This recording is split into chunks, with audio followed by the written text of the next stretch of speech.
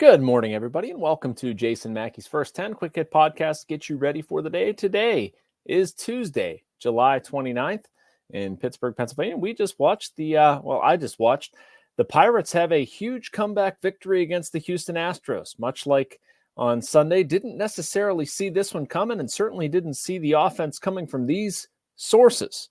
We're going to talk about all that. Not often does Paul Skenes start, and he's not the biggest story of the game, and he was not. Pirates also made a couple of trades. We're going to get into all of that, and the Steelers start up with their first padded practice of training camp. But first, I want to remind you that we're sponsored by the North Shore Tavern. You don't have to be a baseball fan to love it there. The interior is wall-to-wall Pirates. There are appetizers, entrees, cocktails, and, of course, steak and seafood on a sizzling lava stone. Open every day. The North Shore Tavern across from PNC Park. It's Pittsburgh's home for steak on a stone. So, wow. that was something that transpired at Minute Maid Park. A very strange, unexpected ending. Paul Skenes goes 6, gives up 5 hits, 2 runs, 1 earned, 3 walks, and 6 strikeouts. The big blast, of course, Michael A. Taylor, who, you don't need me to tell you a lot of his struggles this season with a 3-run go-ahead home run in the 9th inning, absolutely crushed it.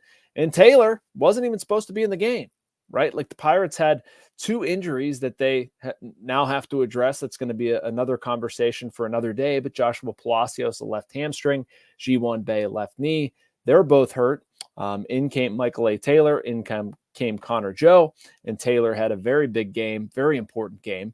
And Yasmani Grandal also. How about that? Home run in the 6th inning. Pirates are getting no hit. Looks like a perfect game for the Astros bullpen, and Grandal out of nowhere with a huge swing. Who to thunk it? Doesn't take me off of my marks as far as wanting the Pirates to add offense. I don't think it would for you either, but still encouraging to see. Nonetheless, the Pirates are 54-52, and some milestones too tonight. We saw Paul Skenes get to 100 strikeouts. He became just the 6th pitcher since 1893 to reach 100 strikeouts in 13 or fewer starts. The first since 2014. That's a whole bunch of words to say that Paul Skenes is good. We know that. What we want to see, or what you want to see, I would imagine, is that for Paul Skenes to get some run support. Because even though the Pirates won tonight, it's not pretty. It's not pretty how they're getting done. 6 of his last 8 starts, he's gotten either 0 or 1 run of support. It's an anomaly that they won tonight, frankly, not something that I would be counting upon, which takes me to the trade deadline at 6 p.m. today. They go right up until then, and I expect the Pirates to do that. The joy of being the Pirates, they're going to take every available minute, and we might even be sitting here at 6:30, 6:45 as trades roll in. They might still be breaking. Who the heck knows?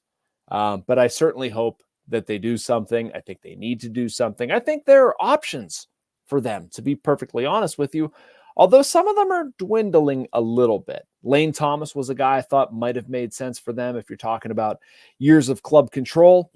He goes to the Cleveland Guardians. Tommy Pham was a rental option. I could have seen them maybe kicking the tires or having a discussion about.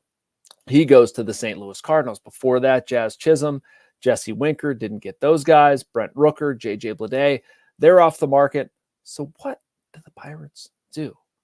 I mean, very clearly they circle back to Luis Robert Jr. and sign him or and trade for him, right? Probably not. I don't know if I'm going to hold my breath on that happening. The 2 names I think that probably stand out above the rest, Taylor Ward, Bryan De La Cruz from the Angels and the Marlins, respectively. Maybe they don't do anything. Maybe they stand pat. I wouldn't like it. But if you're going to go that route, you're talking about guys with some term, they would make a lot of sense. Another one who's out there, Yandy Diaz. Don't totally understand this one. Again, he's with the Rays, first baseman, third baseman. It's a bit of an obscure fit, but the dude can hit. 126 OPS plus. OPS plus is one of those stats where 100 is considered league average. He's very much above league average in 804 OPS traditionally. That's an excellent mark and would fit extremely well in the Pirates lineup. I question whether if you're playing him, you're turning, Rowdy back into a platoon guy. You're turning Key Bryant into a platoon guy. I'm not sure that's what's best for either one of them. Pirates are one of 3 finalists, though, in on Yandy Diaz. So that's certainly something to monitor today as we head up. That's a Pittsburgh term, isn't it? As we near the MLB trade deadline, again, 6 p.m. on Tuesday night. All right, going to take a short break, and then I want to get into some stuff that actually happened with the Pirates and offer some thoughts on a Quinn Priester trade, as well as a trade for a minor leaguer, bringing back a lefty from Colorado. But first, a message from the Bradenton Area Convention and Visitors Bureau. Embrace the laid-back charm of island life while sinking your toes in the sand and discovering real, authentic Florida in the Bradenton area. Unspoiled beauty and pristine beaches, a vibrant waterfront downtown energized by local arts and culture, fresh Floridian cuisine with a flourish of rich history, and friendly locals ready to welcome you to this preserved paradise on Florida's Gulf Coast. Plan your visit today at BradentonGulfIslands.com. All right, welcome back to First 10. I'm your host, Jason Mackey, as always. So the Pirates made 2 trades, at least at the time of this recording. I'm sorry if it's outdated. One of them definitely caught me by surprise. The other is kind of you could see them getting some bullpen depth, what they did. But the notable one is Quinn Priester, right? You've seen this. Quinn Priester goes to Boston for Nick Yorke. Nick Yorke, if you have not seen by now, is a second baseman. He's 22 years old, 6 feet, 200 pounds. Was taken in the first round, 17th overall in the 2020 draft. And honestly, pretty good hitter. In 38 games in AAA this year, has hit .310, .898 OPS. Has played some left field. Was at AA earlier this season. And 83 games combined, AA, AAA, has hit .278, .785 OPS. He's a right-handed bat. Basically, what you're looking at here is you're dealing from a position of strength, or so the Pirates think, to address a position of need, with Nick Gonzalez going down and maybe with Ji-Hwan Bae going down. But either way, the Pirates need bats at the upper levels of their minor league system.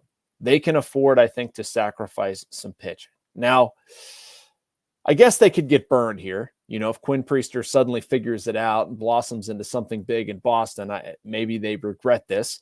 I also don't love the fact that Yorke was going to be Rule 5 eligible at the end of the season and probably not going to get protected. So the Pirates basically gave up a first-round pick to get a couple months of a guy that they otherwise could have taken in the Rule 5 draft in December.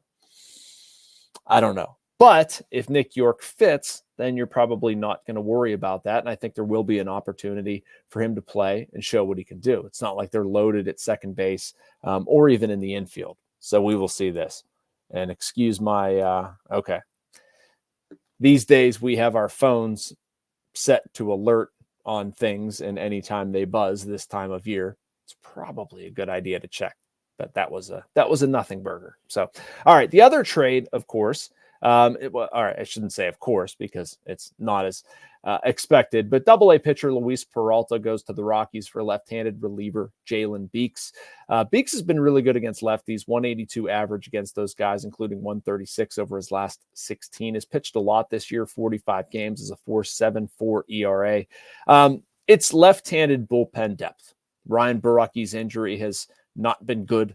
The nerve issue, who the heck knows when, if he's coming back, but Beeks offers some certainty there. I still wonder what's going to happen with Aroldis Chapman. I tweeted something. I wonder if it makes them think any differently about dealing with Chapman.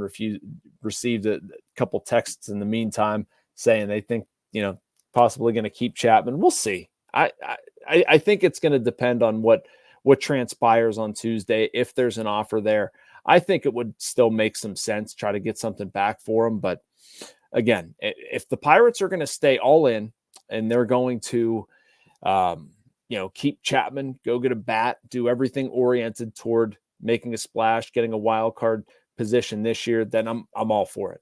I'm not about to argue. I think that's the smartest thing they can possibly do. I think this team showed tonight that they deserve it. They very easily could have folded there, could have very easily just felt sorry for themselves. And I know that's kind of what you always hear people say about teams when they do stage a comeback. But you know what? These guys have the right amount of pain in the buttness that they just kind of don't seem to know when to go away.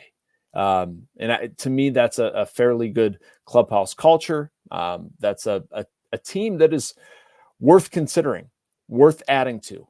So we'll see if the Pirates are able to do that by the 6 o'clock deadline today. Certainly hope that they do that. And that does it. That's it today. We will be back here, I'm sure, throughout the day, tomorrow, tonight, a lot of reaction to trade deadline stuff that's generally popular with videos. So make sure you like and subscribe. You can get all those videos and other things from our Post-Gazette writers and columnists. Thank you so much for watching First 10, and I'll be back here tomorrow. Talk to you then.